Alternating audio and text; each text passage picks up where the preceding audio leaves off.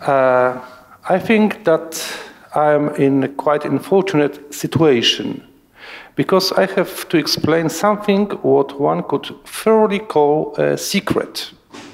The subject I'm going to discuss is why are we still losing? Christians battle for natural law. Who are we in this question seems to be pretty well understandable. We, the Christians, or we, the ones who believe, who are convinced that there is natural law, that this, what is morally right and wrong, is objectively given, could be detected, and rationally named, formulated in particular, commonly understood sentences. It is easy to catch, nothing unusual. I would say even more, it is the stable, constant, and unquestionable approach of the classical theology and philosophy. So, what is the real challenge? What makes the whole point so difficult, and what makes me so uneasy whenever I think how to find a reasonable reply on the question put in the title? What is the gist of the secret? On one hand, we all believe that there is something what could be called the natural law, natural order. On the other hand, it is perhaps impossible not to perceive that this belief, this conviction, characterizes smaller and smaller minority. Yes, in the last 50 or 60 years, almost in each country of the West, I mean the states of European Union, the United States, or even some states of South America, they drastically changed their legal systems to such an extent that they almost totally rejected principles of natural law. So the question is, what is the law which does not abide? Is any rule natural, in that respect universal, common, general, if it is commonly rejected, publicly overthrown? How it could be? How is it that possible that something what we could define as unconditionally wrong, law permitting killing of innocent children in their mothers' wombs, law permitting killing of the ill persons by doctors, or law which, against all the tradition and wisdom of humankind, names the relationships between the same-sexes marriages, is accepted as normal, common, wise, and just? How is that possible that, as pretty well shows Professor Josef Seifert, some human acts are always and in every situation and in any time wrong, immoral, they are, in the other words, intrinsically wicked, but at the same time, the same acts are so radically and unequivocally treated as affirmed, confirmed, accepted, and called just by the growing in every year majority of society. The appalling example comes from the last week. Let me give you just one instance of this change. I mean the very special comment by the Amnesty International, the organization once dedicated to the defense of human rights, which must be treated as the betrayal of its previous mission and actually attack on human dignity. During the debate on the agenda of the American Democrats, it is the presidential campaign which just started in the United States, the Twitter of Amnesty International put this thesis: abortion is a human right. This tweet was repeated at least 10 times, as if the author wanted to stick it to the head. And some minutes later, the same Twitter put, "My body, my health, my body, my choice, my body, my rights, my body, my voice." Unfortunately, it is not the opinion of the truth expressed by the Professor Seifert, but these satanic verses of Amnesty International, which would have greater impact on American politicians and what is consequence of that on the new legislature and rules. Surely, I'm not going to say that the natural law is questioned because of that some people don't obey it. That would be an artificial and superficial argument. All in all, that wouldn't be an argument at all. That in the world different things happen, that the history of mankind is dotted with events contrary to the rules of justice and morality is nothing new, and from the philosophical point of view, nothing really challenging. But the point which I'm considering is a different one. It is not the question why so many people transgress the law, why the sin and encroachment of the law are so dominant, but, and it is really troublesome, why more and more people brought up in liberal, democratic societies freely and sincerely believe, firmly declare that the natural law either does not exist or doesn't make them be loyal to some special, general, and universal rules. Some years ago, one of the most distinguished American philosophers and Thomists, Edward Fraser, commented the discussion on the so-called same-sex marriages. He wrote, that is the quotation which I think clearly shows what I would like to say. The $64 question in recent years, of course, is, does natural law theory entail that homosexuals can't marry? And the answer is that they can marry. But of course, what that means as a matter of conceptual necessity is that they can marry someone of the opposite sex. What they can't do is marry each other, no more than a heterosexual could marry someone of the same sex, and no more than a person could marry a goldfish or a can of motor oil or his own left foot. For the metaphysics underlying natural law theory entails that marriage is, not by human definition, but as an objective metaphysical fact determined by its final cause, inherently procreative, and thus inherently heterosexual. There is no such thing as same-sex marriage any more than there are round squares. No legislature or opinion poll could possibly change these facts any more than they could repeal the law of gravity or the Pythagorean theorem.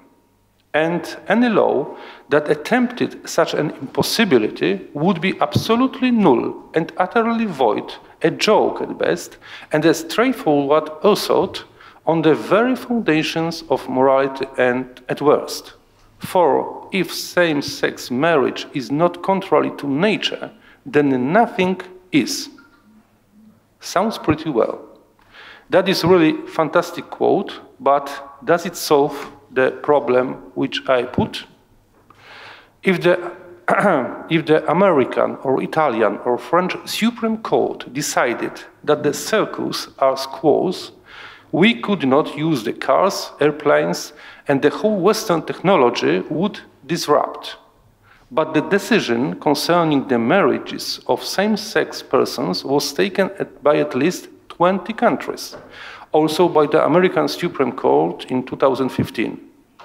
The most civilized and the most educated lawyers and judges in most developed countries did this, what logically is impossible and morally repellent. Yes, what is even worse, I'm afraid that in the nearest future, such opinions like the one just quoted by Professor Fraser would conduct Professor to the jail, or surely would cause heavy misgivings for him. Perhaps he would only lose his university position, or he would have to go to adaptation camp, where he would be subjected to the process of brainwashing. We will see in the future. We are still in 2019. So it is a real problem. The growing majority of human persons today, surely, the legal, political, artistic, and intellectual elites, accept intrinsically wicked acts and growing number of morality teachers, journalists, writers, sociologists, psychologists, philosophers, and especially politicians and lawyers think that these unconditionally wrong deeds, these unnatural, anti-human deeds are just, are natural expression of human freedom, and, what is more, should be generally accepted by all governments. The whole mankind should actually accept these rules, which are contrary to nature. But if it is so, if it is true that the diabolical breaking of law is deemed by all justifiable and fair, what it means for the natural law itself? Actually, is it not strange that we discuss at all such a question? Why do the Christians need fight for natural law? Is it not something contradictory? Do we need to fight for Pythagorean theorem? How to explain it? We have to remember that both the ancients and the Christian teachers taught that the common opinion concerning the law is clear sign that this law is natural. As many centuries ago Aristotle perceived, the common sense is the gift most evenly distributed among the people. Similarly, the Stoics, the Platonists, the philosophers in antiquity used to appeal to common wisdom, common behavior, universal rules, and common habits. If today they do the same, they would have completely different answers in, let's say, some or 20 or 25 centuries ago. In my presentation, I describe now some maxims by some ideas of Cicero, of St. Paul, and Thomas of Aquin, but I think it would take too much time if I just read it, so it will be surely put in the written presentation. But the main thing after this presentation of this classical law theory, classical natural law theory, is that, as in case of other classical teachers, the real problem is that this formulation and this understanding of natural law as something universal, something necessary, something commonly held, is not abiding anymore. Let's give some facts which would show it pretty well. Of course, I don't want to tell the whole story of changes of the human law concerning the abortion, euthanasia, and homosexual marriages, but some points must be brought to our memory. In 1964, that was the first law to legalize abortion in Norway. It was passed as I said, in 1964. It allowed abortion in cases of danger of the mother, and the abortion decision was taken by the doctors. In 1967, the Abortion Act legalized the abortion in United Kingdom under certain grounds. In 1969, Canada passed the Criminal Law Amendment, which began to allow abortion for selective reasons. In 1976, the US Supreme Court, that was the famous Roe contra Wade case, declared all the individual state bans on abortion during the first trimester to be unconstitutional, allowed states to regulate but not prescribe abortion during the second trimester, and so on. Generally speaking, the abortion was allowed in the United States after 1973. In 1975 and 1980, during this time, France, West Germany, because it was then West Germany, New Zealand, Italy, and the Netherlands legalized abortion in limited circumstances. So between 5 years, between 1975 and 1980, almost the most important countries in the West legalized abortion. In 1978, in spring, the law on free access to abortion was introduced in Norway. In 1985, France introduced this law, just abolishing any kind of limits for that.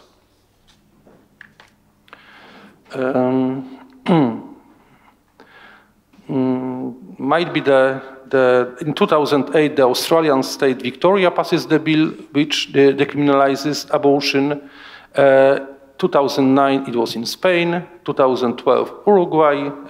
2015, France imposed a 7-day cool-off period between the patient's first request for abortion and the written statement confirming her decision as not existent. 2018, the 8th Amendment of the Constitution of Ireland, which recognized the unborn as having a right to life equal to that of the mother, was repealed by referendum. And 2019, so the present year, Malta holds its first protest in favor of the legislation of abortion on the 28th of September, and actually any kind of limitations are also abolished. So between 50 years, almost in all countries in the European Union, and most of them in the Western civilization, any kind of limitations for abortion in this particular period of 3 first months were abolished. The same development concerned euthanasia. In 2001, the Netherlands passed the law legalizing euthanasia, including physician-assisted suicide. The Belgian parliament legalized euthanasia in 2002, and other countries from that period came exactly the same way. France, Luxembourg, Netherlands, Switzerland, and so on and so on.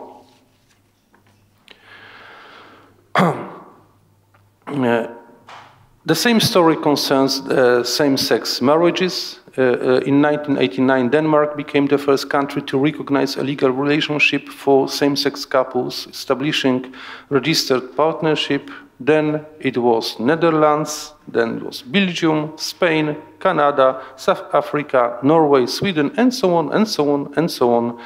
All in all, 17 countries in the European Union accepted to some extent or completely on equal basis same-sex marriages as the law abiding in these countries of European Union. What is more important in the case that the consecutive states, what is more important is the case that the consecutive states introduce so-called anti-discrimination rules which make it more and more difficult to judge and name these immoral acts. Just 2 examples.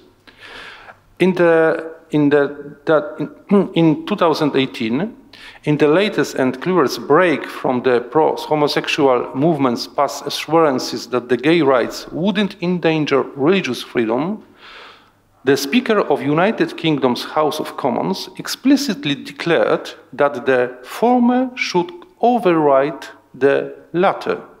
John Berkoff, that's his name, made this declaration, and that is the declaration. Gay rights, lesbian rights, bi rights, and trans rights are not gay rights, lesbian rights, bi rights, and trans rights.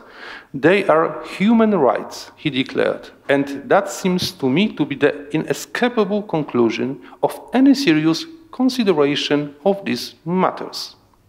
And what is even more, to respect people's rights to adhere to and profess their faith, he said, is less important than keeping the rights of these LGBT movements and rules.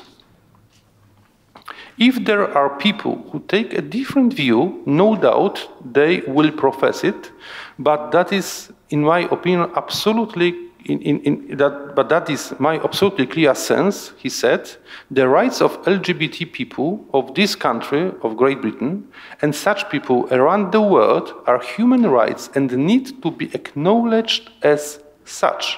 What means that in case that somebody is going to criticize or contempt the LGBT movement in these particular cases, his freedom of speech is less important than the rights of these people not to be criticized at all, what is in a clear contradiction to any understanding of freedom of speech. The second example, I have many of them, but as I said, I'm not going to speak too long, but the second example is also very important. The Supreme Court of Canada in 2018 ruled that LGBT sexual equality rights trump religious rights in an unprecedented blow against religious freedom in Canada.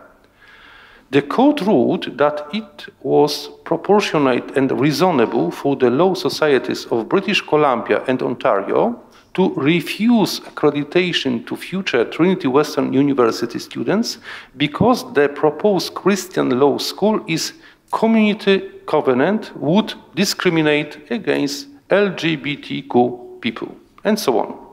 Let's sum up some points. Firstly, during the last 50 years, abortion is accessible in all European countries, euthanasia in some of them, and same-sex marriages in most of them. Secondly, we have to do with clear process of abolishing the rules of natural laws. This, what at the beginning was just permitted as the so-called lesser evil and necessity, is now propagated as the basic human right. The access to abortion in particular countries is easier and quicker. What is even more characteristic is the growing number of feminist activists who believe that the women have right to kill the unborn child up to 9 months of pregnancy. The most extreme, but unfortunately influential groups proclaim the abortion as the reason to pride. To be a woman means to carry out abortion for them, and it is not, unfortunately, not a limited opinion. For them, it is a sign of freedom, of maturity, of independence, and of dignity. Thirdly, the same tendency we can observe in reference to euthanasia and same-sex relationships. Once implemented in the legal system as the necessity solution, in special cases, it develops. One could clearly see the future. If nothing happens, most probably the permission to euthanasia will be widened on all the citizens. That could bring about the situation in which it is the state or the doctor who will decide who can and who cannot survive. If the right to life, to innocent life, is not limitless anymore, it is just a question of time who and how would try to limit it. That is exactly the same story with the same-sex marriages. At the beginning, there was the demand of tolerance, then the demand to acceptance, different style of life, then affirmation of the different sex orientation. Afterwards came the so-called marriages and right for adoption of children. At the end, everybody would have to virtually show that he is to some extent homosexually oriented, because there is no other way in this process of thinking. So, what is the essence of all these changes? It is easy to see that the real and true purpose is to abolish moral meaning of human life in itself, not to judge in any way, not to distinguish between good and evil, the life, the death, the sexual life, which according to natural laws focus on conveying life, should be totally neutral. So, if it is the real situation, we are at the end and have to ask why it is so. Why the defenders of natural law, of traditional wisdom, usually lose? My first answer is very simple, because most of them don't understand that they participate in real war, real spiritual, cultural, or civilizational war. They don't understand the purposes and strategy of the opponent. They repeal the reality. The Pythagorean theorem is indifferent, but the moral law is, using the language of Dietrich von Hildebrand, fully significant. The moral natural order is, in opposite to physical natural order, has its enemy. Talking about the natural law means that taking into account the freedom and the original revolt against it. If somebody does not see If somebody doesn't see it, he would lose. And that is the reality. The battle from the beginning of the creation, the rebellion against God as the creator, as the highest judge, the highest logos. It is the war of men who want to eat of the tree of the knowledge of good and evil and not die, who want to create good and evil as if they were God, and the ones who think that it is the God whom men have to adore and listen to. Many so-called moderate conservatives don't want to understand it. They think that we have to do perhaps with some kind of not nice social change. They don't see what is the first and main purpose of the supporters of the changes. The ideologists of rebellion want to abolish the inherited legal and moral tradition. They are more and more extreme because they don't want to have tolerance. They want to establish a completely new order based on the belief in human absolute autonomy. Everything what is given, what is commanded, what comes from the heaven, from high on, is by them understood as the attack on human dignity. Human dignity perceived as the right to decide by himself what is good and what is wrong. That is the real aim of revolutionaries. In that respect, new legal rules are only steps on the way which should reach the peak, the universal order in which the man himself will create the good and the wrong. Abolishing the biological sexes, declaring the right to kill children up to ninth month, widening the limits of euthanasia so that at the end of the day everybody will have right to ask for death, all that are signs of the new humanity. The man wants to declare that it is he, not God, who governs the world. The nowadays rebels don't want to be ashamed, as it was in the Eden in case of Adam and Eve. They don't want to have any kind of remorses. Yes, in their view, the remorse is the sign that the old, post-Christian, traditional awareness was not conquered enough. That is the invention, at least from the epoch of Marx. You can use the feeling of harm to create a politically strong new conscience, totally free from the objective norms. In that way, the natural law and its precepts are treated as if it were just the human ideas imposed on people to control them, imposed by the more powerful, by the governing classes, by the men, by the bourgeois, by the patriarchal family, by the church. So think the founding fathers of this anti-natural movement: Marx, Nietzsche, Reinach, Marquis, Adorno, Gramsci, Lucas, Sartre, Foucault. I could quote many other names. It is exactly this subversive, revolutionary idea. They believe in the utopian world in which the man will be radically, once for all, freed from everything what is outside of him, from any external law and precept. It is radicalization of the idea which Alexandre Kojève, a very well-known French philosopher in the 30s, taught French intellectuals. The object, the outside values, universal and real ones, are something what the man, if he wants to be free and independent, must abolish. So the aim of revolution is to create a new man, a new entity which is going to create and project himself. The particular legal changes, battle for abortion, euthanasia, and rights of LGBT, are just battles in this big war. But who is on the other hand? Who is on the other side? Where are the counterpowers?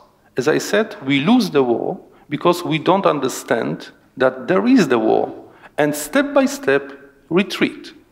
Sometimes it is even worse. The defenders of the natural law behave as if they were completely naive, as if they thought that it is not the war, but coffee break with the aunt. Unfortunately, I think, we can find some examples of such an approach also in the documents of Vatican II, founding documents for the present relationships or approach of the Church to the world. Some parts of them are written as if they were not the war which I tried to describe. Let's take just two examples of this strange, optimistic language.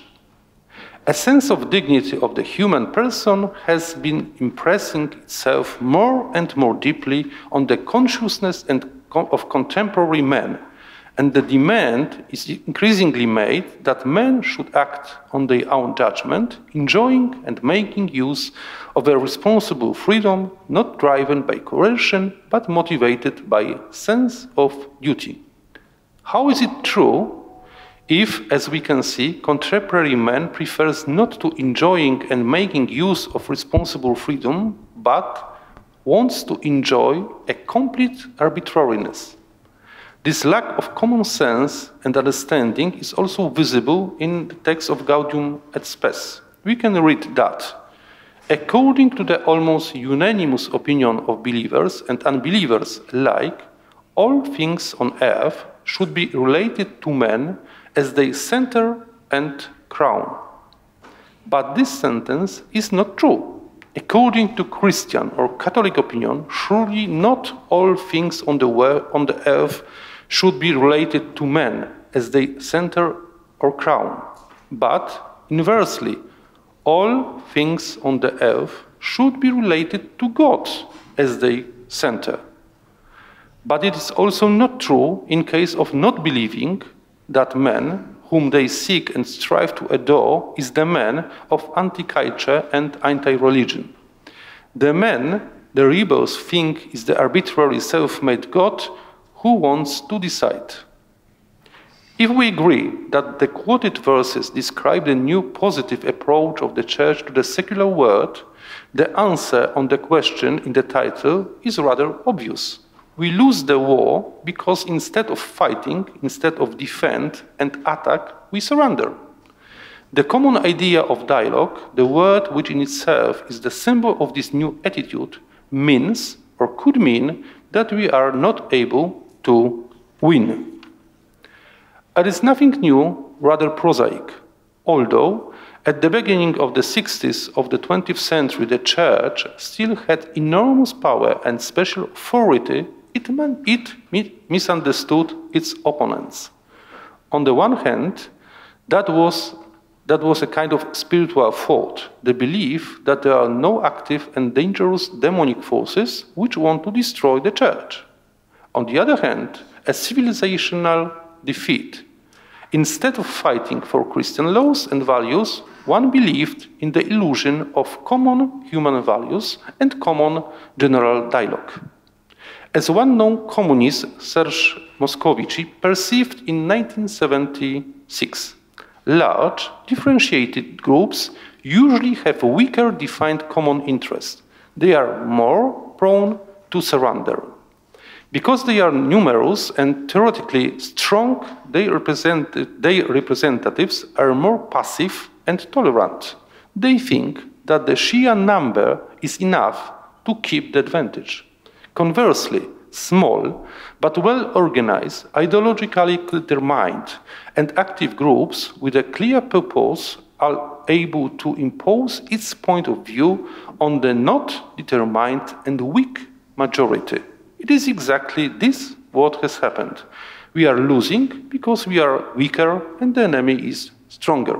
Thank you.